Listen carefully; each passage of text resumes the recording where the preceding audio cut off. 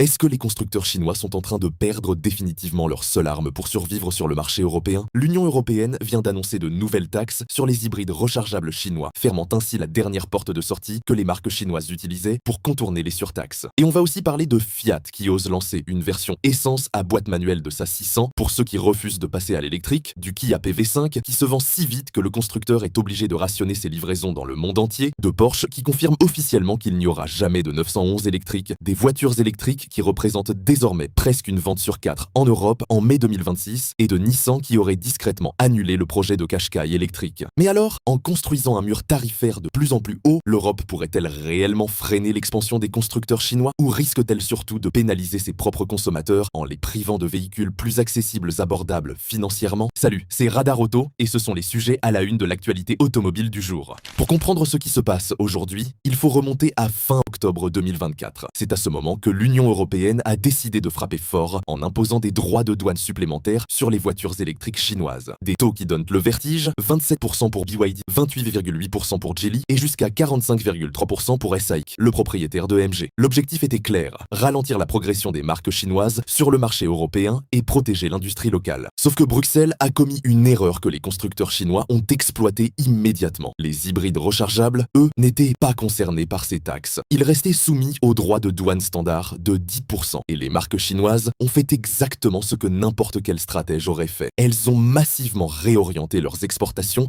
vers les hybrides rechargeables pour contourner les surtaxes. Le résultat est spectaculaire. BYD est devenue en mai 2026 la marque d'hybride rechargeable la plus vendue en Allemagne avec 4290 immatriculations en un seul mois. Une marque qui était quasi inexistante sur ce marché il y a quelques années. Et ce n'est pas un cas isolé. Des marques comme Chery avec ses gammes Jeku et Omoda ou encore Geely avec son SUV Starray EMP ont toutes adopté la même stratégie. Résultat, les constructeurs chinois approchent désormais les 10% de parts de marché en Europe, précisément grâce à ce contournement. Face à cette situation, Bruxelles vient de changer de position de façon assez brutale. En janvier 2026, la Commission niait encore toute intention de taxer les hybrides rechargeables chinois. 5 mois plus tard, elle s'apprête à le faire. C'est un revirement flagrant, mais qui s'explique par l'ampleur de la parade chinoise. Maintenant, la vraie question c'est celle-ci. Est-ce que cette nouvelle taxe va vraiment freiner l'expansion des constructeurs chinois en Europe? La réponse honnête, c'est probablement non, pas à long terme, parce que plusieurs modèles hybrides rechargeables chinois vont bientôt être assemblés directement en Europe, comme la BYD Dolphin G ou certains modèles Chery, ce qui leur permettra d'échapper à toutes les taxes d'importation. Et la taxation laisse toujours le champ libre aux thermiques et aux hybrides simples, sur lesquels les constructeurs chinois ont déjà commencé à travailler leur prochaine offensive. Et pour les consommateurs européens dans tout ça, c'est là que ça devient vraiment inconfortable. Ces taxes existent officiellement pour protéger l'industrie automobile européenne, mais dans les faits, elles privent les acheteurs européens d'accéder à des hybrides rechargeables chinois bien équipés et abordables, qui commençaient à leur offrir un vrai choix sur le marché. Ce sont donc bien les conducteurs européens qui paient le prix de cette guerre commerciale, en voyant mécaniquement augmenter le prix des voitures chinoises qu'ils envisagèrent d'acheter. Et la vraie question que personne n'a encore réussi à trancher, c'est de savoir si cette protection rendra finalement les constructeurs européens plus compétitifs ou simplement leurs voitures plus chères.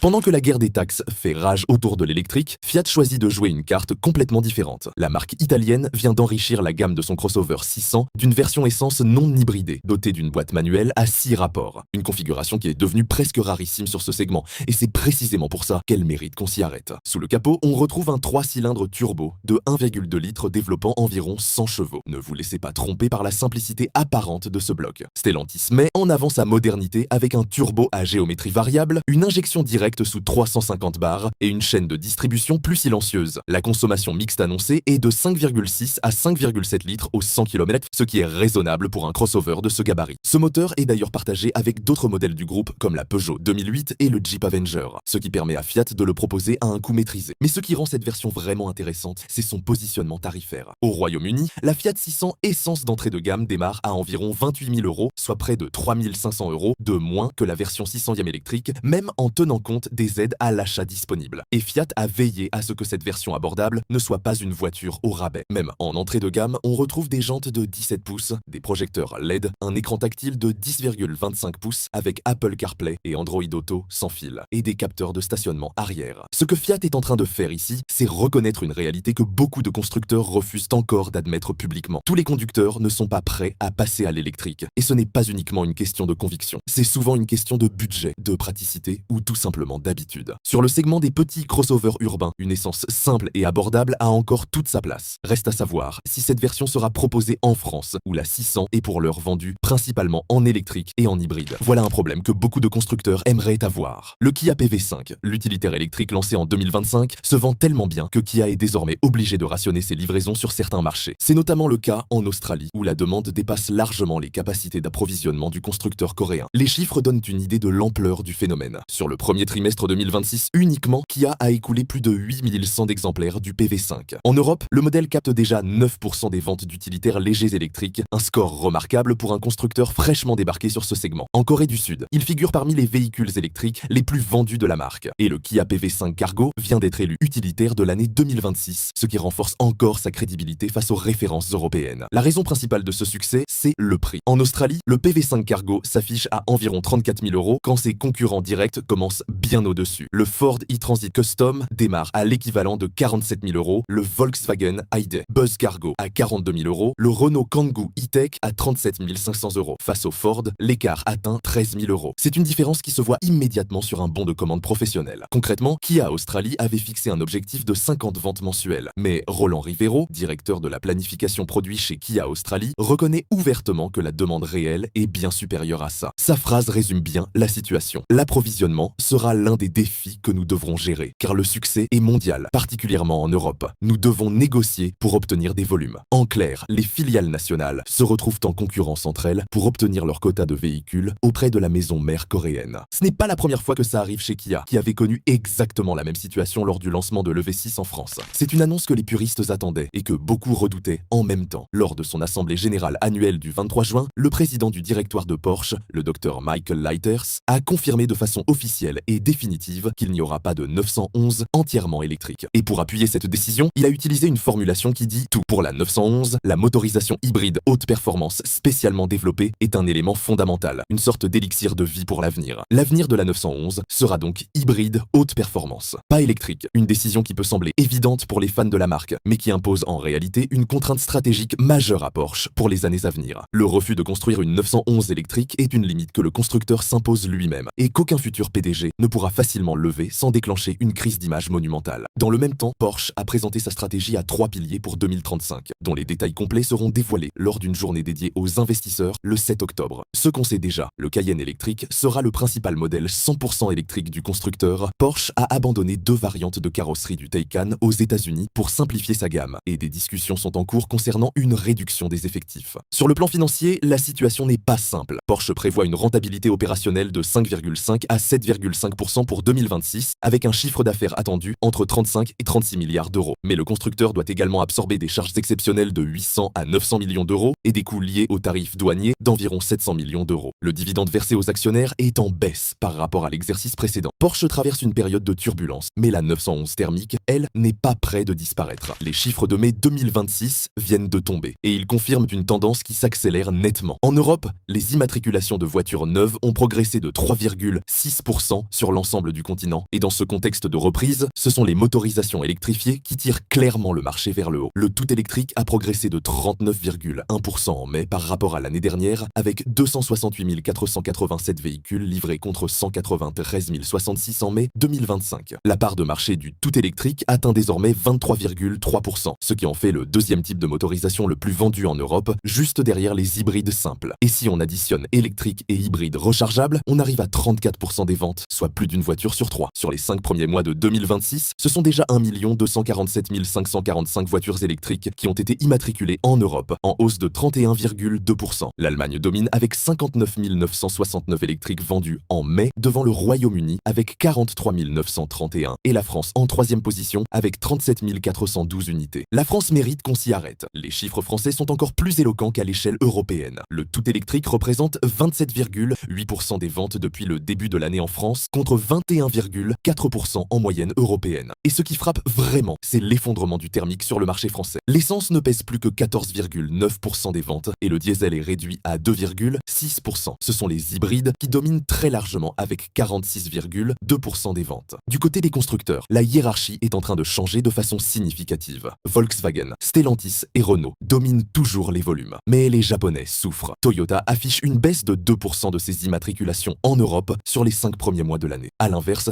les constructeurs chinois avancent à grande vitesse. baisse. BYD progresse de 158,9%, SAIC de 12,2% et Chery avec ses marques Geco et Omoda affiche une progression de 265,2%. Des chiffres qui donnent une idée de l'ampleur de la vague qui arrive malgré les taxes. On termine avec une information qui illustre parfaitement les difficultés que traversent certains constructeurs japonais face à l'accélération de la transition électrique. Selon des informations rapportées par Reuters, Nissan aurait interrompu depuis plusieurs mois le développement d'une version 100% électrique du Qashqai, son modèle le plus vendu en Europe. C'est un signal fort. Le Qashqai est la colonne vertébrale de Nissan en Europe. C'est le modèle sur lequel la marque japonaise s'appuie le plus pour ses volumes sur le continent. Et c'est précisément ce modèle dont le projet de version électrique aurait été mis en pause, selon Reuters. L'usine de Sunderland au Royaume-Uni, le plus grand site automobile britannique, devait servir de base de production pour ce Qashqai électrique. Ce qui rend cette information particulièrement révélatrice, c'est le contexte dans lequel elle intervient. Pendant que les chiffres de vente d'électriques explosent en Europe, pendant que les constructeurs chinois avancent à toute vitesse sur le marché, Nissan fait le choix de reculer sur son modèle phare. C'est le signe d'un constructeur qui traverse une période difficile, incapable pour l'instant de financer en parallèle sa transformation électrique et de maintenir sa compétitivité sur le court terme. Et c'est peut-être là que réside la vraie leçon de cette actualité du jour. D'un côté, l'Europe tente de ralentir les Chinois avec des taxes de plus en plus larges. De l'autre, des constructeurs comme Nissan peinent à construire leur propre réponse électrique à temps. La transition ne se fera pas au même rythme pour tout le monde et les retardataires risquent de payer le prix fort dans les années qui viennent.